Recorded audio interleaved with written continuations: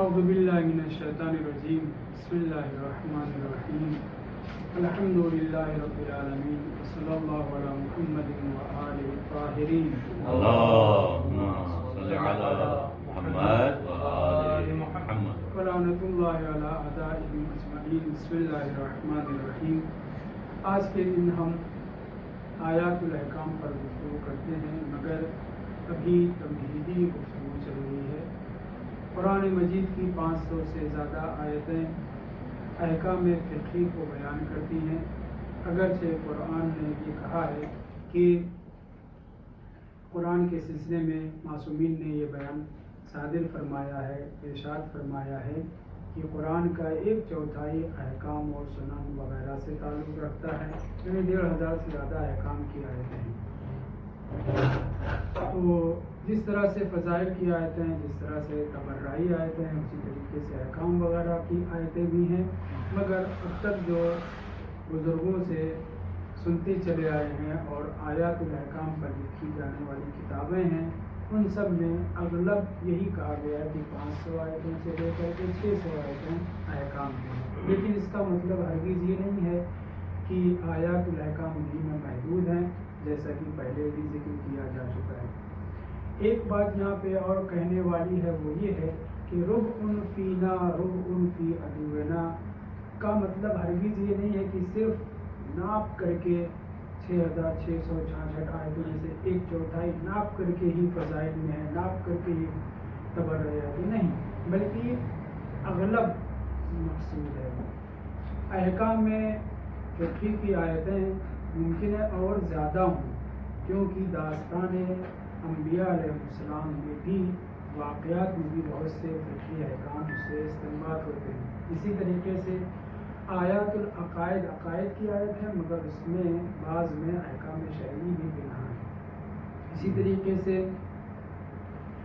فضائل کی آیات جو معصومین علیہ السلام کی ہے، بالخصوص امیر المومنین اسلام کی سے متعلق آیتیں، ان میں بھی بعض احکام فقہی بھی موجود ہیں۔ تو آیت کے سلسلے میں، آیت کی تقسیم کے سلسلے میں جو معصومین علیہ السلام سے، امیر المومنین سے بھی، جناب رسول خدا سے بھی، امام صادق اور امام باقر علیہ السلام سے بھی جو یہ آیا ہے کہ 1/4 قرآن ہمارے بارے میں ہے، ایسی آیتیں اور بھی ہیں، ایسی روایتیں اور بھی ہیں جس میں کہا گیا ہے اسلاس یعنی ثلث قرآن ہمارے بارے میں ہے۔ تو ان سب سے نتیجہ یہ نکلتا ہے کہ ناپ کر کے، بالکل گن کر کے 1/4 قرآن احکام میں ہو، 1/4 قرآن فضائل ہو، ایسا نہیں۔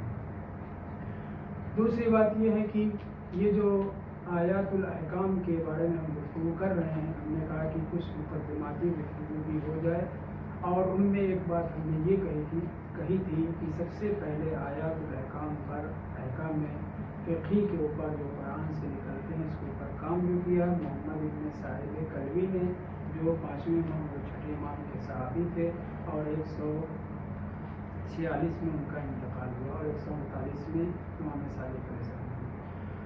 مخالفین کے یہاں، سنیوں کے یہاں جو دعویٰ کیا گیا ہے کہ شافعی نے سب سے پہلے احکام قرآن لکھا ہے، اور اس کی کتاب موجود بھی نہیں ہے۔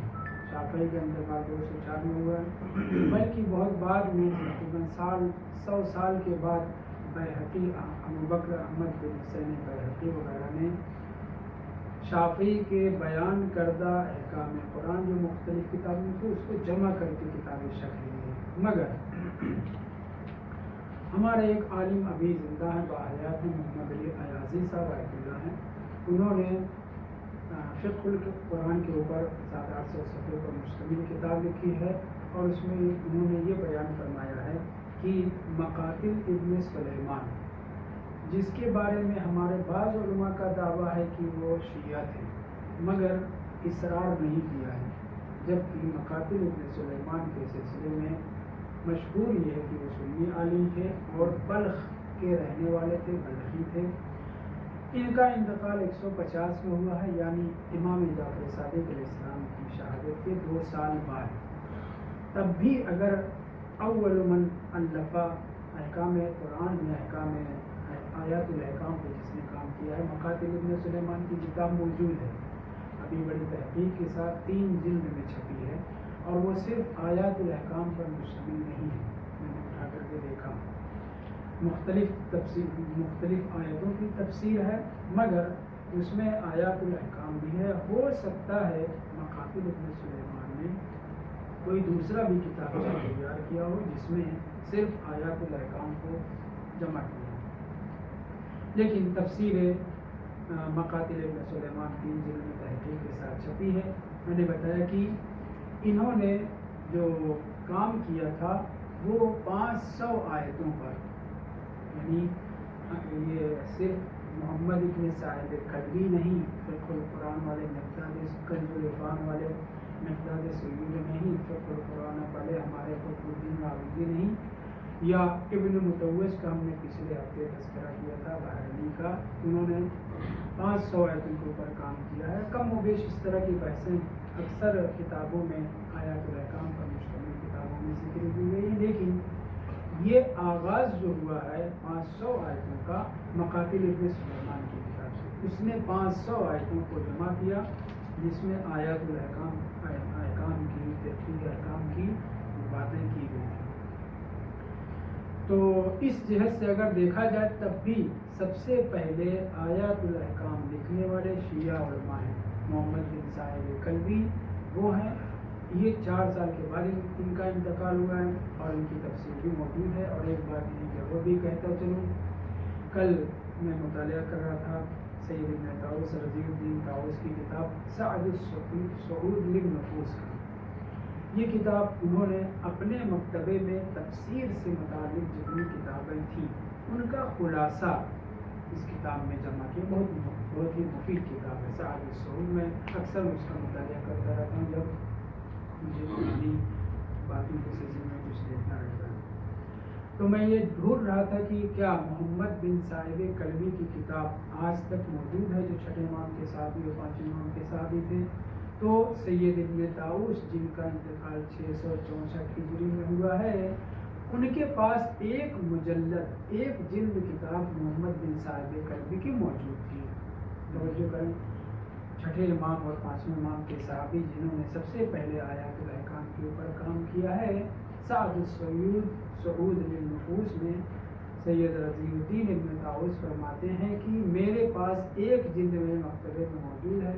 اس سے پہلے میں گفتگو کر چکا ہوں کہ دعا کی بڑی اور اہم کتابیں نسخہ منحصر بفرد سید ابن طاؤس کے پاس تھے، 60 سے زیادہ، اور اس سے انہوں نے دعاؤں کی، زیارتوں کی، ادعیہ کی اور مختلف چیزوں کے ماہ رمضان کی، پورے سال کی عبادتوں کے سلسلے میں جو تذکرہ کیا اپنی کتابوں میں، وہ ان کتابوں سے زیادہ فائدہ اٹھایا ہے۔ انہی میں سے ایک بات جو آپ نے کام کیا ہے، بڑا کام، وہ ہے سعد الصعود للنفوس۔ اس کتاب میں محمد بن سعید کلبی کی ایک جلد کتاب ان کے پاس تھی، 11ویں پارے سے 19ویں پارے تک، 9-10 پارہ پر مشتمل ایک جلد۔ اگر اس کو اس طرح سے دیکھا جائے تو ظاہراً 3 جلد رہی ہوگی، کیونکہ 11ویں پارے سے 19ویں پارے ایک مجلد ہے، تو ادھر بھی 10-12 جز ہے، ادھر بھی ہے، تو یقیناً یہ کتاب 3 جلد میں رہی ہوگی۔ اور چونکہ ان کے پاس تھی تو انہوں نے ایک ایک جلد سے صرف ایک روایت اپنی کتاب میں جگہ دی ہے۔ میں نے ان ساری روایتوں کو 2 مرتبہ مطالعہ کیا، ان روایتوں کو جو آیات الاحکام کے عنوان سے، آیات الاحکام کے عنوان سے نہ کہوں کہ جناب کلبی کی جو کتاب تھی وہ تفسیر تھی، اس میں یہ نہیں لکھا ہوا کہ آیات الاحکام پر مشتمل تھی، 3 جلد میں۔ اور پھر وہ جو 9-10 روایتیں سید ابن طاؤس نے اپنی کتاب میں جمع کی ہیں، نقل کی ہیں، اور وہی میرے خیال سے محفوظ بھی ہیں۔ آج کہیں بھی محمد بن سعید کلبی کی کتاب ہم تک نہیں پہنچی، موجود نہیں ہے، یا ممکن ہے کہیں کوئی نسخہ ہو تھوڑا بہت، یعنی اس کے کچھ اوراق ہوں، اصلی کتاب ہم تک نہیں پہنچی۔ سید ابن طاؤس کے پاس مگر تھی، اور انہوں نے ایک پارے کے ایک آیتوں کے اوپر تفسیر کو لکھا ہے۔ مطالعے کے بعد میں نے دیکھا کہ ان 9-10 آیتوں کے سلسلے میں جو محمد بن سعید کلبی نے اپنے استاد عبداللہ ابن عباس سے یا 5ویں امام اور 6 امام سے، اس میں زیادہ تر عبداللہ ابن عباس سے نقل کیا، کوئی ایک بھی آیت احکام سے تعلق ہی نہیں۔ وہ 5-6 آیتیں جو ہے تبرکن ہم اس کو اگلے انشاءاللہ درس میں ان کو ذکر کریں گے. بڑی پیاری پیاری روایتیں بھی ہیں, بعض اشکال والی بھی چیزیں ہیں, اس کو بھی ذکر کریں گے. تو سید ابن طاؤس کے پاس ایک جلد محمد بن صاحب کلبی کی تفسیر موجود تھی, اور اس سے جو انہوں نے نقل کیا اس سے کہیں سے یہ ثابت نہیں ہوتا کہ محمد بن صاحب کلبی کی تفسیر آیات الاحکام پر ہی صرف مشتمل تھی. نہیں, جو نقل ہوا ہے وہ نمونہ ہے. اس نمونے سے یہ پتہ چلتا ہے کہ انہوں نے جو تفسیر کی ہے ابن عباس سے نقل کرتے ہوئے, پانچویں امام اور چھٹے امام سے نقل کرتے ہوئے, وہ آیات الاحکام پر منحصر نہیں ہے بلکہ اور بھی چیزوں کی تفسیر ہے.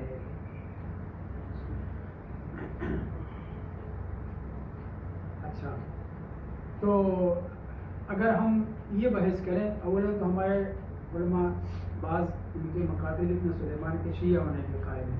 تو اگر وہ شیعہ ہیں تب تو ہمارے دو علماء نے گویا آیات الاحکام پہ پہلے کام کیا ہے, ایک محمد بن صاحب کلبی نے اور دوسرے مقاتل ابن سلیمان نے. لیکن محمد علی ایازی صاحب نے اور دیگران نے یہ ثابت کیا کہ نہیں, وہ سنی تھے, اور ان کی تفسیر سے بھی مطالعہ کرنے کے بعد یہ اندازہ ہوتا ہے کہ سنی کے مخالف تھے, بلخ کے رہنے والے تھے. اور اس جہت سے شافعی پہلا آیات الاحکام پہ کام کرنے والا نہیں کہلائے گا بلکہ مقاتل ابن سلیمان کہلائیں گے, جو چھٹے امام کے زمانے اور پانچویں امام کے زمانے کے. یہ ایک بات. دوسرے, فقہ الآیات, آیات الاحکام پر جو مشتمل کتابیں ہیں ان میں اگر آپ دیکھیں تو میں نے جو مطالعہ کیا تھوڑا بہت, اس سے اندازہ ہوتا ہے کہ اگرچہ آیات الاحکام کہا جا رہا ہے, اگرچہ فقہ القرآن کہا جا رہا ہے کہ احکام فقہی جو ہے اس میں, لیکن وہاں پہ ان کتابوں میں اس طرح کی جو ابھی ایک ہمارے سامنے موجود ہے جناب احمد جزائری صاحب کی, انہوں نے آیات الاحکام پر منحصر کتاب ضرور لکھی ہے, لیکن جانبی بحثیں, فقہی بحثوں کے ساتھ ساتھ عقائد کے اوپر بحثیں, تاریخ کے اوپر بحثیں, یہ سب بھی ضمناً آئی ہیں. اور عقائد کے دوسرے معارف, تاریخی چیزیں, وہ سب بھی ضمناً. ظاہر ہے کہ ایک آدمی اگر وضو کے اوپر گفتگو کر رہا ہے تو وضو سے متعلق جتنی باتیں ہو سکتی ہیں وہ سب بیان کرے گا. مثال کے طور پر قرآن مجید کے سورہ مائدہ جو آیت طہارت اور وضو اور ان سب کے سلسلے میں ذکر ہے, سورہ مائدہ کہاں نازل ہوئی ہے؟ سورہ مائدہ مدینہ میں نازل ہوئی ہے, اور اس میں وضو کی کیفیت, کیسے وضو کرنا, اس کا طریقہ سورہ مائدہ میں بیان کیا گیا ہے. جبکہ مسلمان وضو کہاں کرتے تھے؟ مکے میں. وضو وہاں پہ مکے میں کرتے تھے. نماز جو ہے مکے میں واجب ہوئی تھی, پیغمبر اسلام وضو کے ساتھ نماز پڑھا کرتے تھے. تو یہ کیسے؟ تو ہم نے بیان کیا کہ بہت سی ایسی باتیں بھی فقہ الآیات میں یا آیات الاحکام میں وارد ہوئی ہیں جن کا تعلق فقہ سے صرف نہیں ہے, تاریخ سے ہے, عقائد سے ہے, داستان معصومین علیہ السلام, داستان انبیاء علیہ السلام سے, جنگوں کا تذکرہ ہے, یہ سب بھی ضمن ذکر ہوگا. من جملہ یہی جو آپ کے سامنے میں نے چھیڑا کہ کیفیت وضو جو بیان ہوا ہے وہ کہاں پہ؟ سورہ مائدہ میں. سورہ مائدہ مدنی سورہ ہے, مکی سورہ نہیں ہے. وضو کہاں سے کر رہے تھے مسلمین اور پیغمبر اسلام؟ مکے سے. اس کا مطلب یہ ہے کہ بعض آیات احکام کی یا کیفیت اعمال و عبادات یا معاملات کی حتیٰ جو مکے کے بجائے مدینے میں نازل ہوئی ہیں, مگر اس سے پہلے اس کے اوپر عمل تھا. یہ عمل کہاں سے؟ یہ عمل پیغمبر اسلام کے بیان سے. اس کا مطلب یہ ہے کہ قرآن مجید کی آیتیں اس وقت جس وقت ابتدائی ضرورت تھی کسی مصلحت کے تحت وہ آیتیں نازل نہیں ہوئی, وہ آیتیں نازل نہیں. بعد میں جو پیغمبر احکام بیان کر چکے ہیں ان کی تائید کے لیے, ان کے بیان کو سراہنے کے لیے یا اس کی تائید کے لیے بعد میں آیتیں نازل ہوئی. سامنے کی مثال آیت وضو ہے کہ آیت وضو سورہ مائدہ میں, اور اسی آیت کے اوپر پہلے انشاءاللہ گفتگو کی جائے گی کیونکہ اس میں طہارت اور وضو اور نماز اور مسا کرنا یہ سب جو اس میں بیان کیا گیا ہے. یہ نہیں چاہتا کہ مکے میں بھی نازل ہو, مدینے میں بھی نازل نہیں. اتفاق علماء یہ ہے کہ سورہ مائدہ پورا کا پورا کہاں نازل ہوا ہے؟ مدینے میں نازل ہوا ہے. ہاں بعض ایسے سورے ہیں کہ جس کی کچھ آیتیں پہلے مکے میں نازل ہو چکی ہیں, سورہ بعد میں شروع ہوا مدینے میں, ایسا بھی ہے، یا بعض سورے ایسے ہیں کہ جو مدینے میں مکے میں نازل ہوئے ہیں، اس کی کچھ آیتیں بعد میں مدینے میں نازل ہوئی، ایسا بھی ہے۔ لیکن سورہ مائدہ پورا کا پورا الظاہر پورا کا پورا مدینے میں نازل ہوا ہے۔ آیت وضو اس کے اندر ہے، جبکہ وضو مسلمان پہلے سے کرتے تھے، جس سے یہ نتیجہ نکلتا ہے کہ آیات الاحکام ہی صرف احکام کو بیان نہیں کرتی، بلکہ ان کے تفصیلات کو پیغمبر اسلام نے پہلے بیان کیا ہے۔ دوسری مثال تو جو سنیں، مکے میں نہ تو نماز عید کا کوئی تصور ہے، نہ زکوٰۃ دینے کا کوئی تصور ہے، نہ روزے کا تصور ہے۔ ہاں، پیغمبر اسلام روزہ رکھتے تھے، پیغمبر اسلام نماز پڑھتے تھے، پیغمبر اسلام بہت سے اعمال انجام دیتے تھے، مگر روزہ جو واجب ہوا پہلی ہجری میں، مدینہ جانے کے بعد نازل ہوا، پہلی ہجری میں۔ زکوٰۃ کب واجب ہوئی ہے؟ 5ویں ہجری میں، 5ویں سال مدینے میں، 5ویں سال میں یہ زکوٰۃ واجب ہوئی۔ اور نماز جو ہے کا وجود پہلے تھا، مگر نماز عید یا زکوٰۃ اس کا تصور مکہ میں نہیں ملتا، مگر اتفاق علماء یہ مفسرین نے کہا ہے کہ یہ آیت میں آیت پڑھوں، اللهم صل على محمد وہ آیت میں قد افلح من زکاہا، اس سے پہلے تزکا من تزکا، یہ آیتیں کیا ہے نازل ہوئی ہیں مکے میں، مدینے میں۔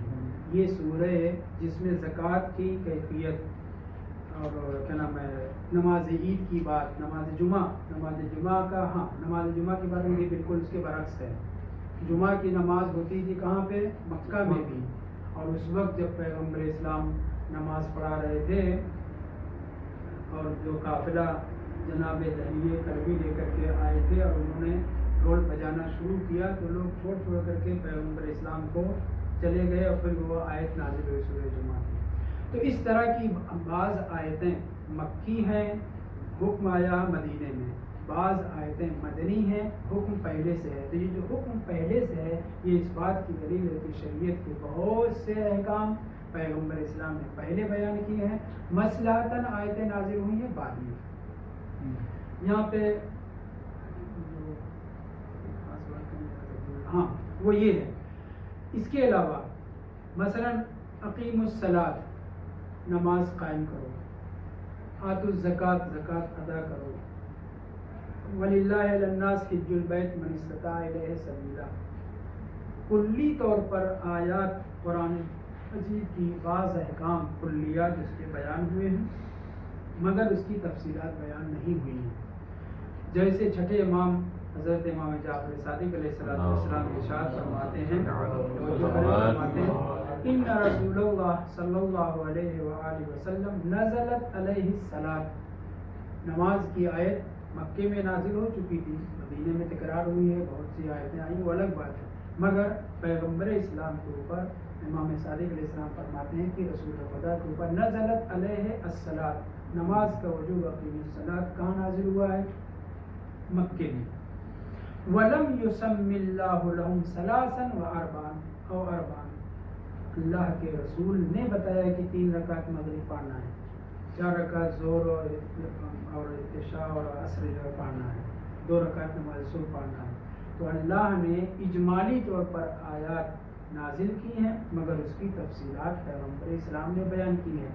دوسری جیسے اسی روایت میں میں عبارت کیا پوری پڑھوں کہ اللہ نے پیغمبر اسلام کے اوپر حج واجب کیا، مگر کہیں کسی آیت میں پورے قرآن میں ایسا نہیں ہے کہ طواف خانہ کعبہ 7 مرتبہ کرنا، کہیں نہیں۔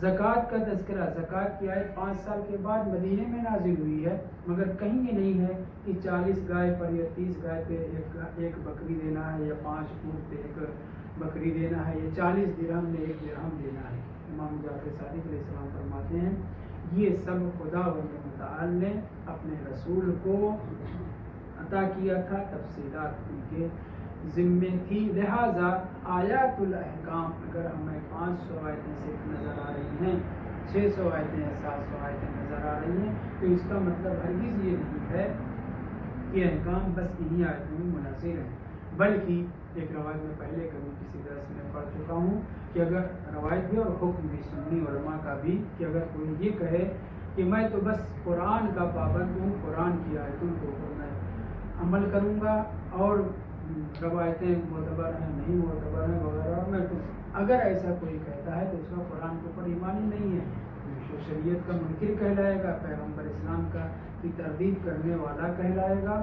اور معصومین علیہ السلام نے خود بیان کیا ہے کہ اور اس سے پہلے بھی ذکر کر چکے ہیں کہ صرف نماز کے 14,000 مسائل ہیں، ہم توزیل مسائل میں 4,000 سے زیادہ نہیں پاتے، پوری توزیل مسائل جو ہر طہارت سے لے کر کے دیات اور قصاص وغیرہ تک وہ 4,000 مسائل عام طور سے توزیل مسائل میں ہوا کرتے ہیں، اور جبکہ 14,000 مسائل صرف نماز کے ہیں۔ تو یہ جو مسائل ہیں، یہ جو تفریعات ہیں، یہ جو فروعات ہیں، کس نے بیان کی؟ جناب رسول خدا صلی اللہ علیہ وسلم نے، یا بعد کے معصومین علیہ السلام کہ جنہیں ہم شارع مقدس کہتے ہیں۔ صرف رسول خدا شارع نہیں ہیں، ہم مسلک اہل بیت، دین اہل بیت کے ماننے والوں کے نزدیک شریعت کی تفریح، اس کی تفصیل پیش کرنے والے صرف رسول خدا نہیں، معصومین علیہ السلام ہے۔ اس لیے ہمارے یہاں نصوص کے صدور کا زمانہ صرف 11 ہجری تک محدود نہیں ہے، بلکہ نصوص روایات کے صدور کا زمانہ 250 ہجری امام حسن عسکری اسلام کی شہادت تک ہے، بلکہ یہ بھی محدود نہیں ہے۔ غیبت صغریٰ جو 70 سال کے قریب گزری ہے، اس میں بھی امام زمان علیہ السلام کی طرف سے توقیعات جو صادر ہوتی تھی، ان توقیعات میں بھی احکام شریعت ہیں، امام نے بہت سے احکام بیان کیے۔ اس کے علاوہ عبداللہ ابن جعفر حمیری، جن کا ہم تذکرہ بار بار کر چکے ہیں، جن کی کتاب کو کیا نام ہے قرب الاسناد ہے، ان کے بیٹے محمد بن عبداللہ ابن جعفر حمیری براہ راست امام کے پاس خط لکھتے تھے۔ ان کے 2 خط کا جواب، جس میں بہت سارے سوالات انہوں نے کیے ہیں اور اس کے جوابات امام زمان علیہ السلام نے دیے ہیں، آج ہماری کتابوں میں موجود ہے۔ تو میں یہ کہہ رہا تھا کہ تشریع کا زمانہ، قانون گزاری شریعت کا زمانہ مخالفین کے نزدیک محدود ہے 11 ہجری تک، بس پیغمبر کے بیان تک۔ اصحاب پیغمبر نے اگر سن رکھا ہے، ان کلیات سے کچھ جزوی چیزیں بیان کر رہے ہیں تو وہ لوگ تسلیم کرتے ہیں۔ ہم اصحاب پیغمبر کے سارے بیانات کو تسلیم نہیں کرتے، بس انہی بیانات کو تسلیم کرتے ہیں کہ جو انہوں نے اپنی جیب سے نہیں نکالے، بلکہ پیغمبر اسلام کے بیان یا ائمہ دارین، امیر المومنین علیہ السلام، امام حسن علیہ السلام، امام حسین علیہ السلام، بعد کے معصومین سے سنا ہے، وہ بیان کیا ہے۔ ہمارے یہاں زمانہ صدور حدیث 11 ہجری تک محدود نہیں ہے، بلکہ زمانہ صدور حدیث 260 ہجری امام عسکری اسلام کی شہادت تک ہے۔ ہاں، غیبت صغریٰ کا زمانہ بھی تشریع کا زمانہ ہے اور اس میں جو بہت سے احکام ثابت ہیں۔ خیر، تو میں یہ گفتگو یہ کر رہا تھا کہ شریعت کے احکام محدود نہیں ہیں، قرآن مجید میں اجمال ہے، کلیات ہیں، تفصیلات قرآن مجید میں نہیں آئے ہیں، مگر بعض چیزوں کی بڑی تفصیل آئی ہے، جیسے حیرت کریں گے کہ معاد، قبر سے لے کے موت سے لے کر کے جنت و جہنم میں داخلے اور اس کے جنت کے پھل، خواتین، حور العین، میزان، تجسم اعمال وغیرہ، اور ان سب کے سلسلے میں 1700 کے قریب آیتیں ہیں معاد سے کے متعلق، یعنی مرنے سے لے کر کے جنت و جہنم میں جانے تک، اور ساری کیفیات کے اوپر اگر آپ آیات ڈھونڈیں گے تو تقریباً 1700 آیتیں بنتی ہیں، یعنی 1/4 قرآن برزخ و قیامت اور موت اور حساب اور میزان اور وغیرہ کے سلسلے میں۔ اسی طریقے سے یعنی اتنی تفصیلات آئی ہے معاد کے سلسلے میں، اور اتنی آیتوں کے ہونے کے باوجود جو لوگ معاد کو تسلیم نہیں کرتے، حیات بعد الموت کو تسلیم نہیں کرتے، ان کے سلسلے میں قرآن مجید نے انہیں جاہل اور غافل کہا ہے، انہیں جاہل اور غافل کہا ہے۔ ہم دیکھ رہے ہیں کہ بنجر زمینیں، مردہ زمینیں، بارش جب نازل ہوتی ہے تو ان کے اندر حیات نو پیدا ہوتی ہے اور وہ سرسبز و شاداب ہو جاتی ہیں۔ کذالک النشور، قرآن نے صاف لفظوں میں کہا ایسے ہی تمہارا بھی حشر و نشر ہوگا، یعنی تمہیں بھی جیسے بارش ہوتی ہے، پانی سے زمین زندہ ہو جاتی ہے، بنجر زمینیں، خشک اور قحط زدہ زمینیں جہاں صرف کیا نام ہے ریت ہی ریت، مٹی ہی مٹی، کچھ بھی نہیں، مگر بارش سے وہ ان کے اندر حیات تازہ پیدا ہو جاتی ہے اور پھر وہ سبزہ اگنے لگتا ہے وقت. اسی طرح سے کذالک النشور قرآن مجید میں کہا گیا، ایسے ہی تمہاری بھی زندگی ہے، تمہارے اجزاء بدن کو، ہڈیوں کو بوسیدہ ہونے کے بعد ہم اسی طرح سے جمع کریں گے. ایحسب الانسان ان لن نجمع عظامہ، ہے نا قرآن میں کیا یہ انسان خیال اور گمان کرتا ہے کہ ہم اس کی ہڈیوں کو جمع نہیں کریں گے؟ ہڈیوں کو جمع کرنے کی مراد کیا ہے؟ اس کی بوسیدہ ہڈیاں جو بکھر چکی ہیں، منتشر ہو چکی، جل بن کر کے راکھ ہو کر کے غبار ہو چکی ہیں. میں خدا قدرت رکھتا ہوں کہ میں ان ہڈیوں کو سمیٹ کر کے ان کے اوپر گوشت چڑھا کر کے کھال چڑھا کر کے روک دوں. آگے کہا جا رہا ہے بلا قادرین علی ان نسوی بنانا. بنانا کہتے ہیں انگلیوں کے سروں کو. کسی آدمی کے انگشت یعنی انگوٹھے کا نشان، کروڑوں لوگ ہیں نا، کسی دوسرے آدمی کے نشان سے نہیں ملتا. قرآن کیا کہہ رہا ہے؟ اگر ہم قدرت رکھتے ہیں، اگر چاہتے تو ان سب کے انگلیوں کے نشان کو ایک جیسا رکھتے ہیں. منفی طور پہ ذکر کیا جا رہا ہے، یعنی کیا؟ یعنی ان کے ایک جیسے نہیں ہیں. ہم نے خلق کیا متفرق، سب کے الگ الگ خلق کیے. کسی آدمی کا انگوٹھا کا نشان دوسرے آدمی سے نہیں ملتا.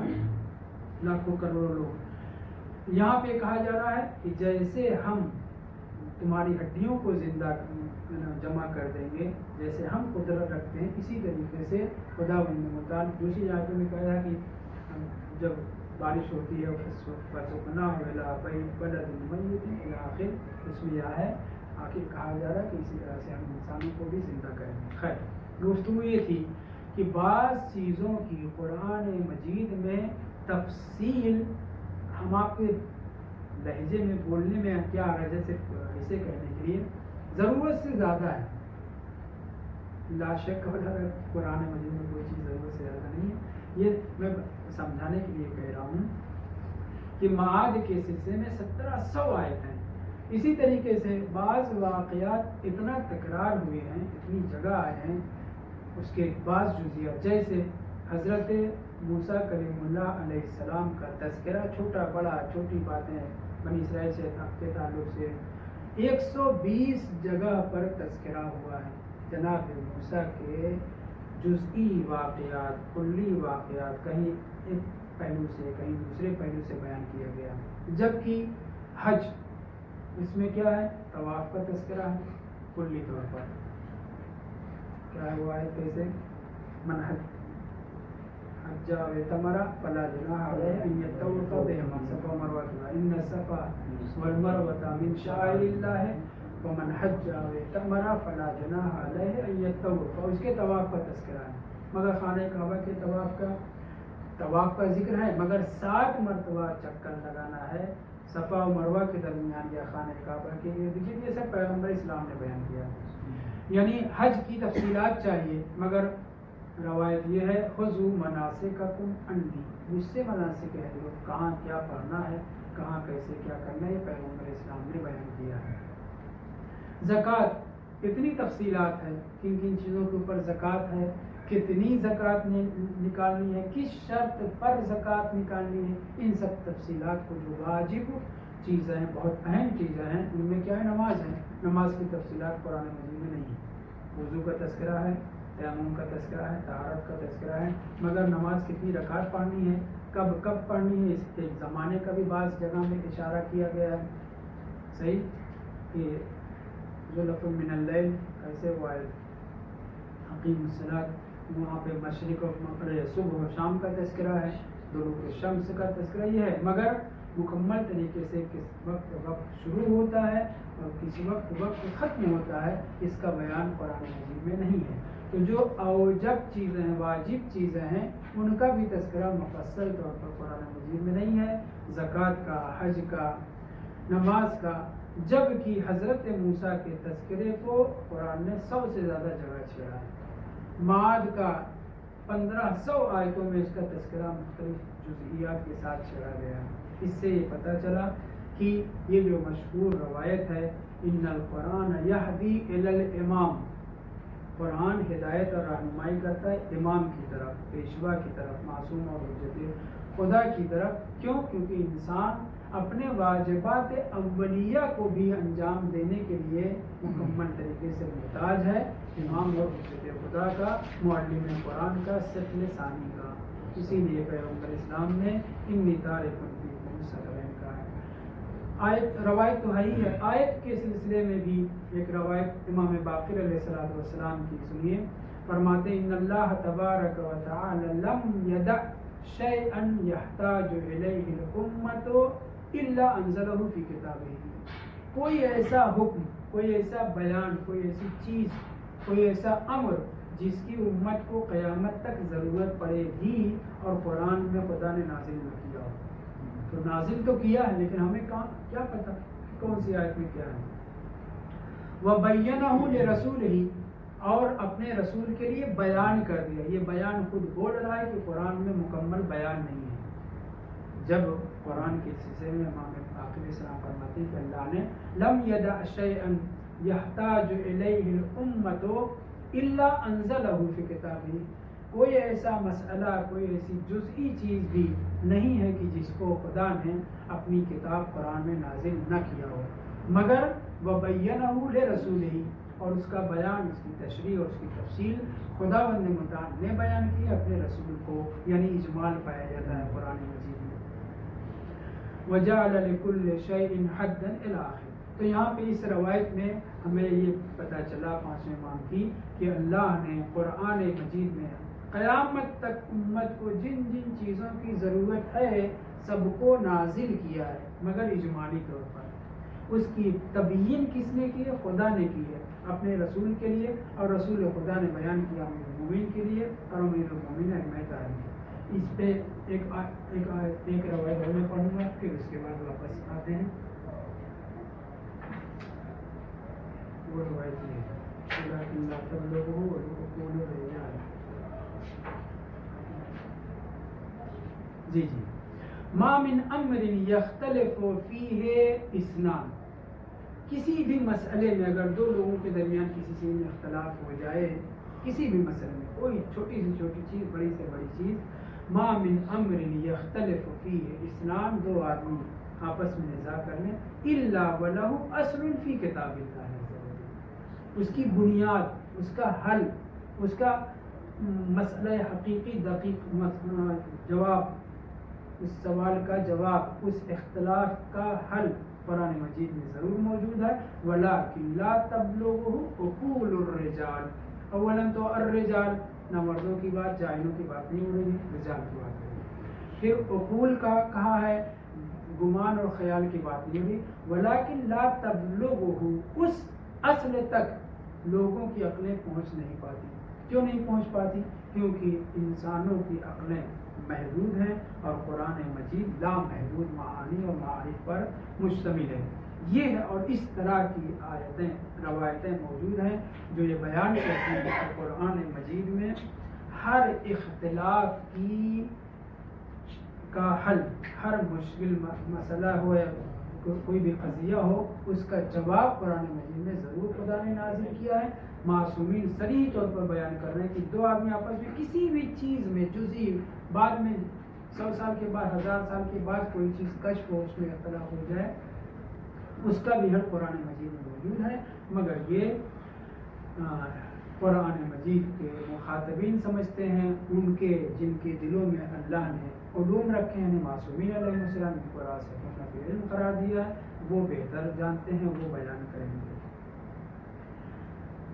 اس کے ابھی بہت سی باتیں ہیں لیکن اب یہ دیکھنا ہے، وہ یہ کہ بعض لوگوں نے کہا ہے کہ قرآن مجید کی آیتیں اگرچہ احکام پر مشتمل ہیں مگر عدم مشرعیت القرآن، وہ قرآن کے تشریح کے قابل ہونے کی نفی کرتی ہے۔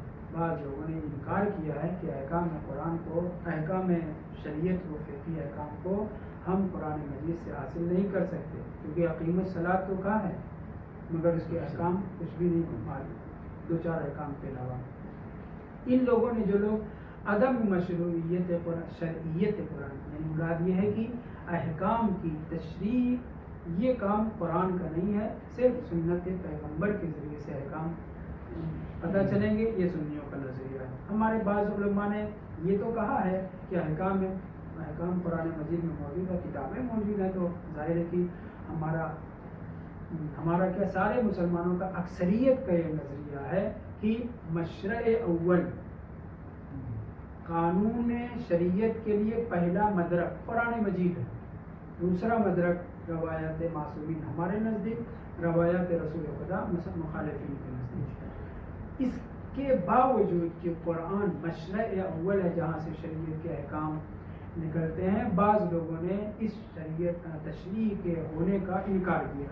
انکار کرنے کی بھی وجہ ہے، وجہ ایک ہی ہے، توجہ سنیں۔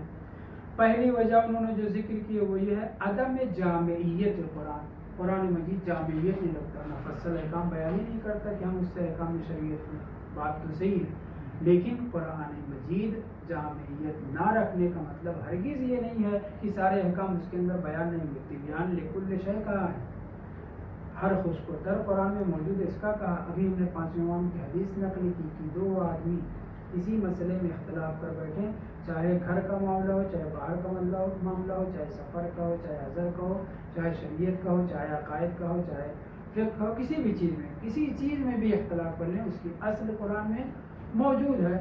عقلیں ہماری نہیں پہنچتی یہ اور بات ہے، لہٰذا یہ کہنا کہ قرآن جامعیت نہیں رکھتا یہ قابل قبول نہیں ہے۔ قرآن جامعیت رکھتا ہے، مگر وہ جامعیت ہم سب کے استخراج کرنے، استنباط کرنے کی بس کی بات نہیں ہے، یہ ایک بات۔ دوسری بات انہوں نے جو کہی ہے وہ ہے عدم صراحت۔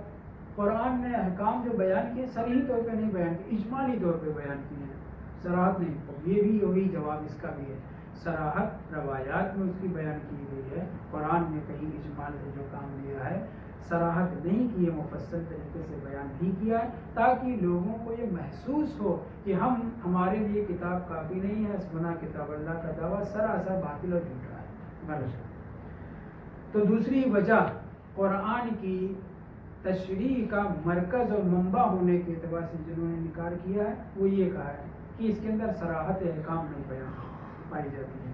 ہمارا جواب یہ کہ نہیں، صراحت ہے، مگر ہم آپ اس کو نہیں جانتے، نہیں سمجھ پاتے۔ تیسری وجہ قرآن کے مرکز احکام، منبع استنباط ہونے سے انکار کیا یہ ہے وہ عدم انسجام۔ آیتوں میں انسجام نہیں پایا جاتا ہے، کہیں یہاں احکام بیان کیے جا رہے، کہیں یہاں احکام بیان کیے جائے، کہیں اس سورہ میں، کہیں اس سورہ میں، یہ انسجام آیتوں میں نہیں پایا جا رہا ہے۔ کچھ حکم یہاں بیان کیے جا رہے ہیں، کچھ حکم دوسری آیتوں میں بیان کیے۔ مثلا سورہ طلاق، اس کے اندر احکام پورے بیان ہونا چاہیے، لیکن ہم دیکھتے ہیں کہ سورہ طلاق میں کچھ ہی احکام ہیں، بقیہ احکام طلاق دوسرے آیتوں میں بیان کیے گئے۔ احکام حج کے احکام وجوب کا تذکرہ مائدہ اور دوسری سوروں میں ہے، اور آیت پورا سورہ حج کے نام سے مشہور ہے، اسی طریقے سے اور بھی۔ تو کیا بیان کیا؟ عدم انسجام، نظم و ضبط نہیں پایا جاتا ہے۔ مثلا وجوب نماز کا تذکرہ بعد میں ہے، نماز کی تفصیلات پہلے ہے، وجوب وضو کا تذکرہ بعد میں ہے اور اس کی جو ہے حکم پہلے ہے، تذکرہ پہلے ہے، یا کیفیت بعد میں بیان کی گئی ہے، وجوب پہلے۔ تو یہ جو عدم انسجام پایا جا رہا ہے، اس سے ہم یہ کہہ سکتے ہیں کہ ہمارے بس کی بات نہیں ہے قرآن مجید کی آیتوں سے اس احکام کا استنباط کرنا۔ اسی سے مشابہ عدم انسجام سے ہے وہ یہ کہ نظم و نسق، ایک تو آیتوں کے حساب سے جو بھی ہم نے کہا، کسی آیت میں کچھ کہا جا رہا ہے، کسی آیت میں اس کی اور تفصیل بیان کی جا رہی ہے، کچھ ان آیتوں میں احکام ہے، ان سوروں میں ذکر ہے، کچھ دوسرے۔ ایک مسئلے کو اگر چھیڑا گیا ہے تو اس مسئلے کو وہیں پر مفصل طریقے سے بیان نہیں کیا گیا، نظم و نسق حتیٰ مسائل کے بیان میں بھی نہیں پایا جاتا۔ اس میں اور پہلے والے فرق کیا ہوا؟ یہ فرق ہوا کہ مثلا نماز کا وجوب کہیں بیان کیا جا رہا ہے، اس کے بعد تذکرہ جو ہے کسی اور دوسرے سورہ میں۔ یہاں پہ جو آخر میں جو کیا ہے وہ یہ کہ ایک ہی مسئلے وضو کو مثلا سورہ مائدہ میں ذکر کیا جا رہا ہے، جو بعد میں نازل ہوا ہے، اور تذکرہ جو ہے اس کا وضو کا حکم جو ہے کہاں مکے میں ہے۔ تو اس طرح کے بھی مسائل میں جو نظم و نسق ہونا چاہیے، ترتیب ہونا چاہیے، وہ نہیں پائی جاتی، اس لیے بعض نے اس کا انکار کیا ہے اور یہ کہا ہے کہ قرآن مشرع، منبع، مستنبط نہیں ہے، یعنی وہاں سے احکام کو سکتا۔ اس کا اجمالی جواب یہ ہے کہ قرآن مجید کو اللہ نے نازل کیا ہے ہر چیز کے بیان کے لیے، ہر حکم کے بیان کے لیے، قیامت تک امت کو جس کی ضرورت ہر چیز کے بیان کے لیے ہے، لیکن اس کے بیانات روایات میں ہیں، معصومین علیہ السلام نے بیان کیے ہیں، کیونکہ لوگوں کے اپنے وہاں تک نہیں پہنچتے۔ مقابل میں ایک گروہ ایسا ہے کہ جو کہتا ہے کہ ہم آیتوں کی تفسیر آیتوں کے ذریعے سے کریں گے، ہم روایت کے محتاج نہیں ہیں۔ بہت توجہ اس آخری بات پہ، ہم آیتوں کے معانی و مطالب کو، حتی متشابہ آیتوں کو بھی محکم آیتوں کے ذریعے سے سمجھ سکتے ہیں۔ ہم قرآن مجید کے تفصیلات کو جاننے کے لیے روایات کے محتاج ہیں، یہ ایک بات۔ اسی لیے بعض لوگوں نے جو تفسیر کی ہے، تفسیر قرآن بالقرآن، کئی تفسیریں اس طرح سے جملہ اس کے علامہ طباطبائی نے روایات سے استفادہ کیا ہے، مگر غالب جو اس کے اوپر، اس تفسیر کے اوپر، وہ کیا ہے؟ تفسیر قرآن بالقرآن۔ جو خطرناک بات جو ہے جناب علامہ طباطبائی نے جلد 5 صفحہ 276 پہ ذکر کی ہے، اور اردو میں ترجمہ بھی ہو چکی ہے، قدیری صاحب مرحوم نے اس مرکز کے مؤسس نے ترجمہ کیا ہے، 8 جلد چھپ چکی ہے۔ 5ویں جلد جو طبع بیروت ہے، اس کے صفحہ 276 پہ علامہ طباطبائی کا یہ فقرہ جو بہت زیادہ گونج اور اس کی دھمک بہت ہوئی، وہ یہ ہے، فرماتے ہیں یعنی ہم بالکل برعکس، وہاں پہ ہم نے کیا کیا؟ آیتوں کو سمجھنے کی روایتوں کی ضرورت ہے، انہوں نے کہا کہ آیتوں کو سمجھنے کی روایتوں کی ضرورت نہیں ہے۔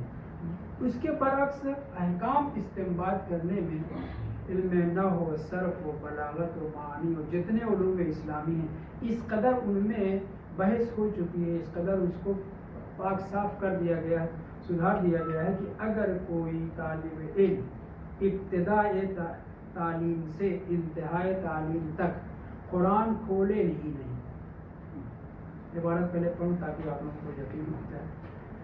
فرماتے ہیں، بہت خطرناک جملہ ہے، حتی انہ یمکن للمتعلم، ایک طالب علم کے لیے ممکن ہے، کیا ممکن ہے؟ اجازت کم پڑ رہا ہے،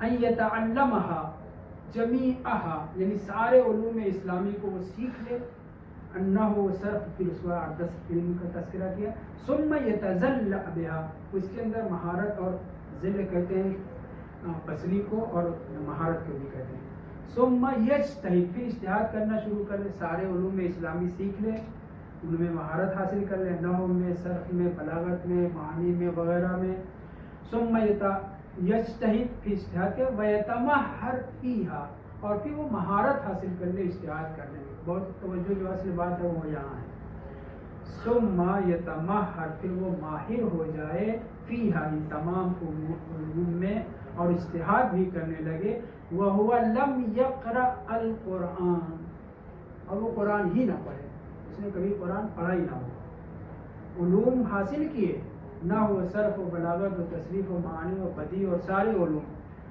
اس میں مہارت حاصل کی، تزلع پیدا کیا، اور پھر اجتہاد کرنا، اجتہاد میں بھی مہارت حاصل کرے، وہو لم یقرأ القرآن، اور اس نے قرآن نہ پڑھا ہو، نہ صرف کہ قرآن کھول کر کے پڑھا نہ ہو، ولم یمس مصحفا قط، کبھی اس نے قرآن چھوا تک نہ ہو، یہ بھی ممکن ہے۔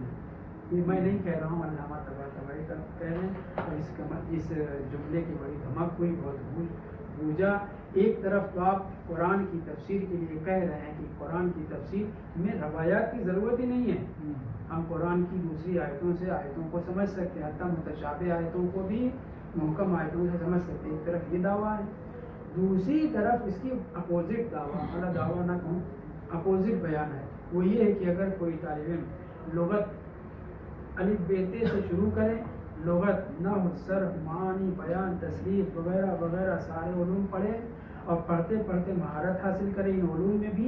وَيَجْتَهِدْ وَيَتَمَحَّرْ فِيهَا اجتہاد کرنا شروع کر دے. کس سے؟ روایات سے، آیات سے نہیں، روایات سے، علوم کی مدد سے، 14 علوم کی مدد سے، روایات سے استنباط احکام شروع کر دے اور مجتہد پکا مجتہد ہو جائے. وَهُوَ لَمْ يَقْرَأْ الْقُرْآنَ بل ولا یمس، کیا عبارت تھی؟ ولا یمس مصحفاً قط، اس نے کبھی قرآن چھوا تک نہ ہو، یہ ممکن ہے. یہ کون کہہ رہا ہے؟ علامہ طباطبائی بھائی صاحب. یعنی اگر ہمارے پاس بحر النوار ہو، وسائل الشیعہ ہو، مستدرک الوسائل ہو، کتب اربع ہو اور حدیث کی کتابیں ہوں، اور ہم نے نحو، صرف و بلاغت وغیرہ جو 10-12 علوم اسلام کے ان میں مہارت حاصل کر لی ہو، تو ہم استنباط حکم شرعی اول طہارت سے دیات تک کر سکتے ہیں. قرآن کی چھونے اور پڑھنے کی بھی ضرورت نہیں پڑے گی. کیسے ممکن ہے؟ اس سلسلے میں انشاءاللہ گفتگو اگلے ہفتے ہوگی. ذہن میں نے اس لیے ڈال دیا کہ آپ لوگ اس کی جستجو کریں. الحمدللہ رب العالمین. اور